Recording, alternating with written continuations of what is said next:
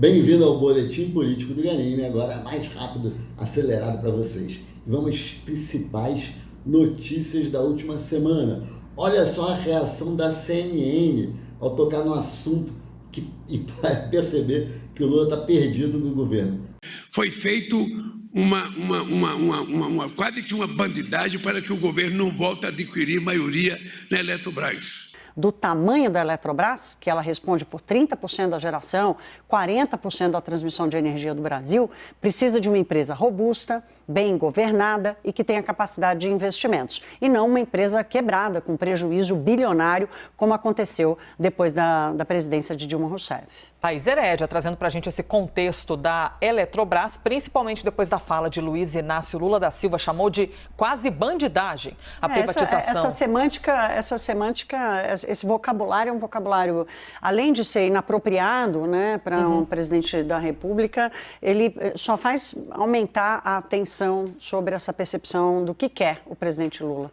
Até a CNN, né, que tenta ser bem imparcial, em alguns momentos até meio parcial, ela também ali tá confusa com o atual governo do Lula. Lula chama a privatização da Eletrobras de quase uma bandidagem e propõe rever a venda. Gente, para começar, a Eletrobras não foi privatizada. O efeito prático pode ser até pequeno, mas é diferente. O que aconteceu foi um aumento de capital, diluição de capital, colocando mais ações à disposição. Gente comprou com isso, a participação do governo diminuiu. E outro ponto importante, que a gente tem ouvido muito se falar aqui no Brasil, né, inclusive nos bastidores, é um absurdo se isso acontecer, é usar a Petrobras, que continua com o controle do governo, para recomprar a Eletrobras. E até algumas pessoas estão falando também de recomprar a BR, que agora se chama Vibra, o que seria ruim para todo mundo, não tem explicação para isso, é uma coisa totalmente ideológica.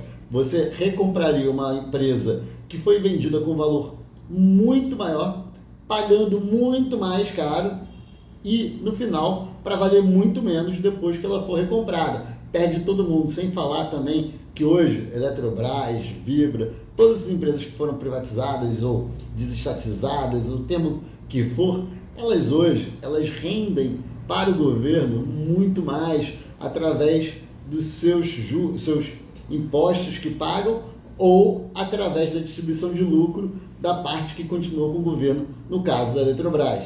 E a polêmica com o ministro Luiz Marinho, ministro do Trabalho, sobre a possível saída da Uber do Brasil. Né? E não seria só a Uber, né? Todas essas empresas de tecnologia por aplicativo, na entrega, transporte e tudo mais. Gente, isso aí é uma visão antiquada, desassociada com a realidade atual e também com a demanda de quem trabalha no setor.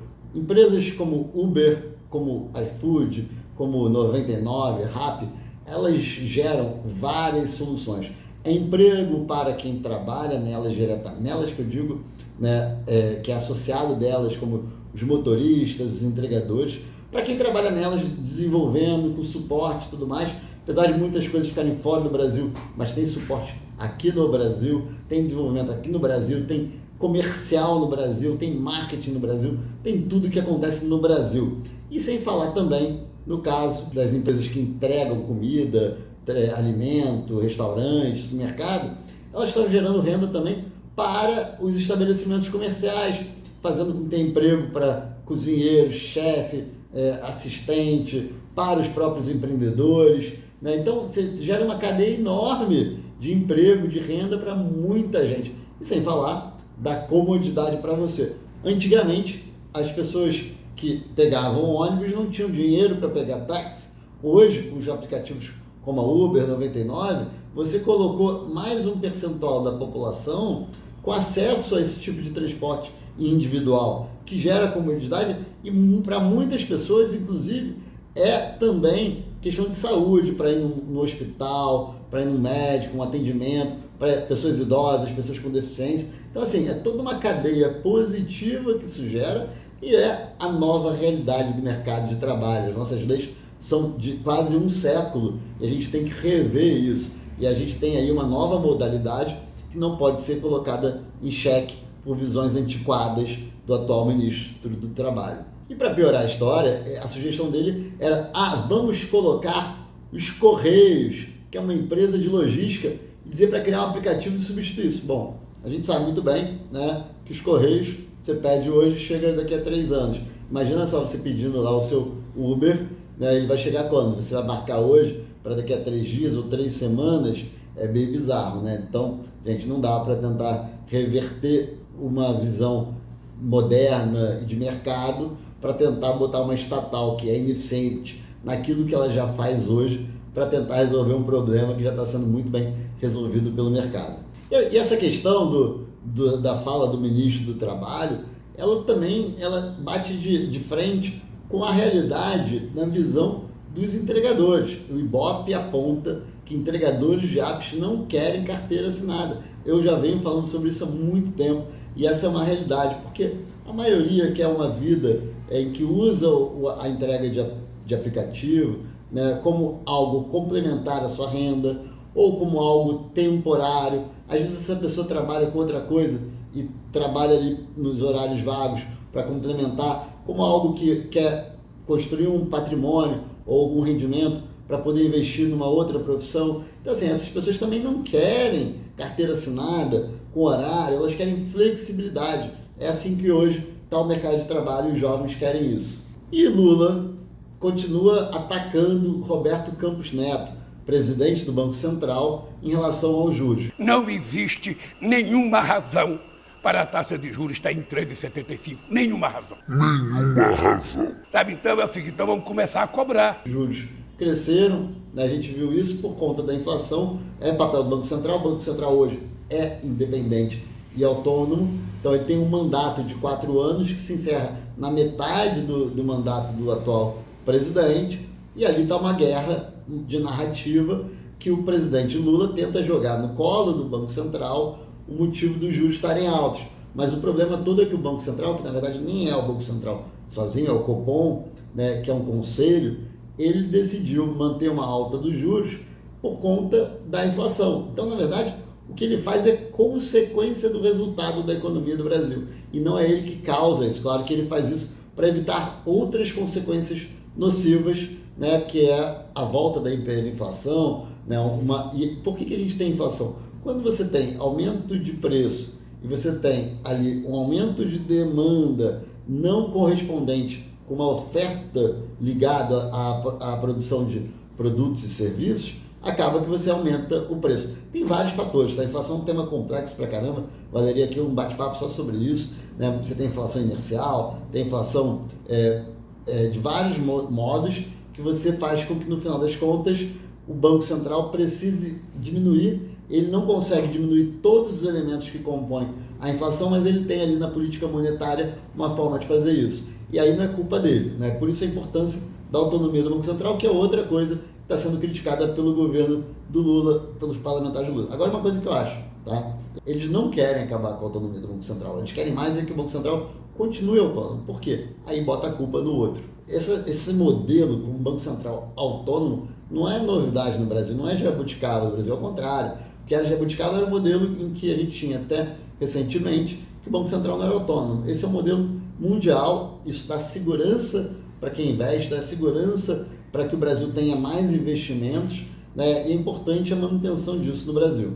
Tudo aponta para que a Dilma Rousseff, isso mesmo, nossa ex-presidente, seja indicada para a presidência do Banco dos BRICS. BRICS, para quem não lembra, é a sigla para Brasil, Rússia, Índia, China e África do Sul. E eles têm um banco que tem um patrimônio de cerca de 32 bilhões de dólares para investimentos sociais, em políticas públicas, né, o que for, como é um banco de desenvolvimento, como a gente tem outros nesse mesmo modelo, e ele serve para fomentar com juros baixos, às vezes até a fundo perdido, algumas ações nesses países. Né? E a presidência desse banco é importante.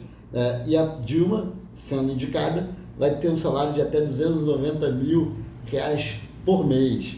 É um grande absurdo. Né? E esses bancos, eles são questionáveis.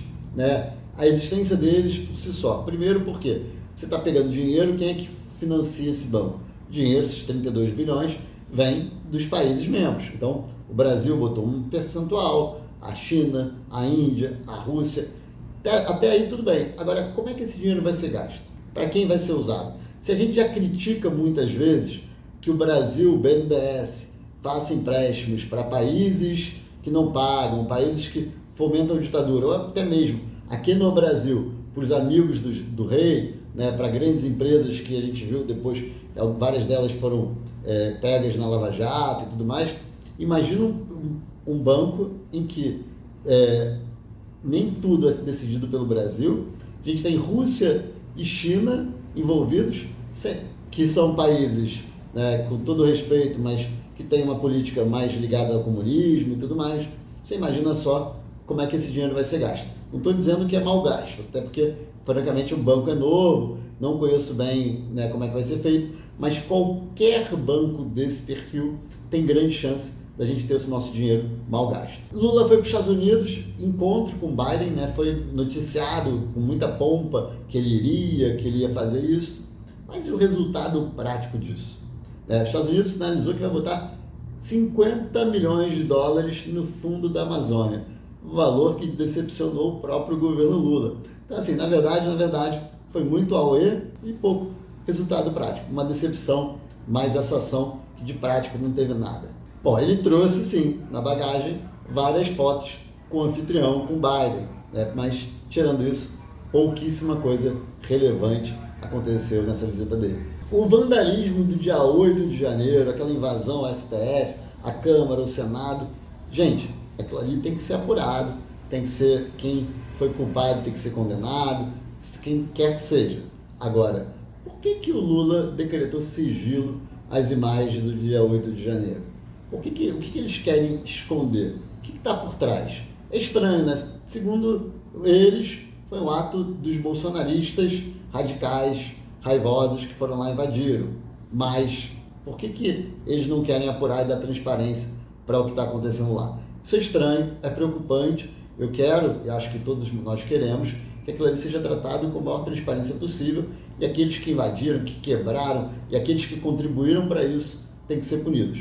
E é isso, pessoal. Papum, jogo rápido, várias notícias, com uma mensagem importante, uma reflexão para você. Esse é mais um Boletim Político do Garime, toda semana aqui, falando com você, trazendo as principais notícias do Brasil e do mundo na política e na economia. E eu queria saber aqui, você gostou? Deixa aí um comentário. Se gostou, comenta, curte, compartilha esse vídeo e também siga aqui o canal. Se não gostou, também reclama, mostra aí, fala o que você concorda, o que você discorda e mostra pra gente o que a gente pode trazer de melhor para vocês aqui na próxima semana. Um abraço e até semana que vem.